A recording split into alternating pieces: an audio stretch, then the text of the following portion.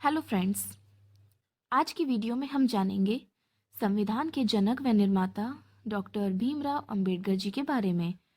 उससे पहले फ्रेंड्स, अगर आपने हमारे चैनल को सब्सक्राइब नहीं किया है तो चैनल को सब्सक्राइब करें और बेल आइकन को प्रेस करना ना भूलें, जिससे कि आपको हमारी आने वाली न्यू वीडियोस के नोटिफिकेशन मिलते रहें। तो चलिए वीडियो को शुरू करते हैं। फ्रेंड्स, आप सभी जानते होंगे डॉक्टर भीमराव अंबेडकर जी कौन थे। डॉक्टर भीमराव अंबेडकर जी भारतीय संविधान के निर्माता व जनक के रूप में जाने जाते हैं, संविधान के पिता के रूप में जाने जाते हैं। तो चलिए शुरू करते हैं। हम बात करें इनके जन्म की, तो इनका जन्म 14 अप्रैल 1891 को मध्य प्रदेश के महू क्षेत्र में हुआ था।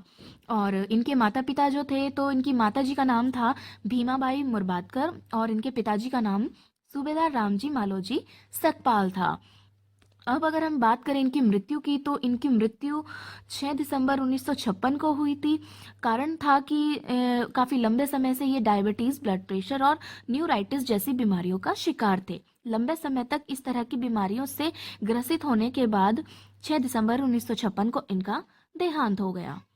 अब बात करें हम अगर इनकी शिक्षा की, तो कहा जाता है कि डॉक्टर भीमराव अंबेडकर जी के पास कुल 32 डिग्रियां थी। 32 डिग्रियों का उनको ज्ञान था और इसी के साथ उनको 9 भाषाओं का भी ज्ञान था। 9 भाषाओं के वो जानकार माने जाते हैं और देश विदेश के कई विश्वविद्यालयों से उन्होंने पीएचडी की मानक उपाधियां प्राप्त की थी। इनकी जो प्रारंभिक शिक्षा थी वो सन 1902 में सतारा, महाराष्ट्र से शुरू हुई थी। उसके बाद इन्होंने मैट्रिक की परीक्षा दी। मैट्रिक की जो इनकी शिक्षा हुई थी वो सन 1907 में एल्फिंस्टन हाई स्कूल, बॉम्बे से हुई थी। उसके बाद इन्होंने इंटर 1909 में एल्फिंस्टन कॉलेज, बॉम्बे से किया और जो इन्होंने फारसी और अंग्रेजी भाषा में किया। नेक्स्ट इनका जो बीए था वो 1913 में एल्फिंस्टन कॉलेज, बॉम्बे विश्वविद्यालय से पूरा हुआ, जो कि इन्होंने अर्थशास्त्र और राजनीतिक विज्ञान में किया था। नेक्स्ट है इनका एमए। एमए की जो डिग्री इन्होंने ली थी वो ली थी 1915 में। समाजशास्त्र, इतिहास, दर्शन, मानव विज्ञान और राजनीति जैसे विषयों के साथ इन्होंने एमए कंप्लीट किया। इसी के साथ फ्रेंड्स इन्होंने पीएचडी की उपाधि भी प्राप्त की थी। सन 1917 में इन्होंने कोलंबिया विश्वविद्यालय से पीएचडी की उपाधि प्राप्त की थी। नेक्स्ट है इनका एमएससी। एमएससी इन्होंने किया था 1921 में लंदन स्कूल ऑफ इकोनॉमिक्स से। उसके बाद है इनका barrister of law and DLitt. तो फ्रेंड्स इन्होंने barrister at law and DLitt की जो इनको उपाधि मिली थी वो मिली थी इनको उस्मानिया विश्वविद्यालय की तरफ से। इसी के साथ फ्रेंड्स 1922 से 23 तक इन्होंने जर्मनी में बॉन विश्वविद्यालय में अर्थशास्त्र पढ़ने में भी कुछ अपना समय जो था वो व्यतीत किया था, क्योंकि उनको अर्थशास्त्र पढ़ना बहुत अच्छा लगता था, इसलिए उन्होंने अपना कुछ समय अर्थशास्त्र पढ़ने में बिताया था। इसके बाद हम बात करते हैं इनके भारत रत्न के विषय में।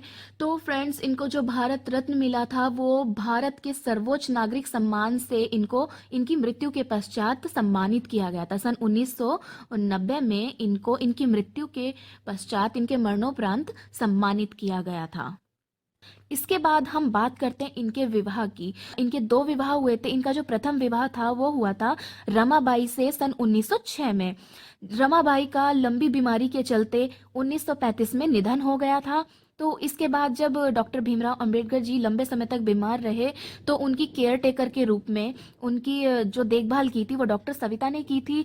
कुछ समय साथ रहने के बाद, उनकी केयर करते समय उनके साथ समय उन्होंने बिताया, तो उसके पश्चात उन्होंने 1948 में डॉक्टर सविता से विवाह कर लिया, दूसरा विवाह कर लिया था। इसके बाद फ्रेंड्स हम बात करते हैं इनके कार्यों की, इनकी उपलब्धियों की और इनके योगदान की। तो इनका जो मुख्य रूप से जो योगदान रहा है वो सामाजिक भेदभाव के विरुद्ध रहा है। सामाजिक भेदभाव को मिटाना ही इनका जो था मुख्य लक्ष्य था, क्योंकि उन्होंने दलित बौद्ध आंदोलनों को प्रेरित किया था और जो अछूतों यानी जो दलित थे उनसे सामाजिक भेदभाव के विरुद्ध इन्होंने आवाज उठाई थी, अभियान चलाए थे। श्रमिकों, किसानों और स्त्रियों व महिलाओं के अधिकारों के लिए भी इन्होंने समर्थन किया था, आवाज उठाई थी और उनको स्वतंत्र भारत के प्रथम विधि एवं न्याय मंत्री के रूप में भी जाना जाता है। इसी के साथ इन्होंने बौद्ध धर्म को अपनाया था। किसी भी धर्म को ना अपनाकर इन्होंने सिर्फ बौद्ध धर्म को अपनाया था। डॉक्टर भीमराव अंबेडकर जी संविधान की जो प्रारूप समिति है उसके अध्यक्ष भी थे और दलित वर्गों के कल्याण हेतु इन्होंने संगठन चलाए, काफी काम किया, उनके लिए आवाज उठाई, सबको शिक्षा का समान अधिकार दिया, सबके लिए जो थे एक जैसे अधिकार बनाए, सबको हर तरह का अधिकार प्रदान किया गया, जैसे कि शिक्षा का अधिकार। और उसके बाद स्वतंत्र भारत के ये प्रथम कानून मंत्री भी बने। इसी के साथ इन्होंने वर्ष 1924 में दलित वर्गों के कल्याण के लिए एक संगठन की शुरुआत की थी और 1927 में इन्होंने दलित वर्गों की स्थिति को उजागर करने के लिए, सबके सामने लाने के लिए एक बहिष्कृत भारत समाचार पत्र का प्रकाशन शुरू कर दिया था। चुके हैं कि 6 दिसंबर 1956 को इनका निधन हो गया था, जिसे हम महापरिनिर्वाण दिवस के रूप में भी मनाते हैं। तो फ्रेंड्स, आज की वीडियो आपको कैसी लगी हमें कमेंट सेक्शन में कमेंट करके ज़रूर बताइएगा। इसी तरह की और जानकारी पाने के लिए हमारे चैनल को सब्सक्राइब ज़रूर करें।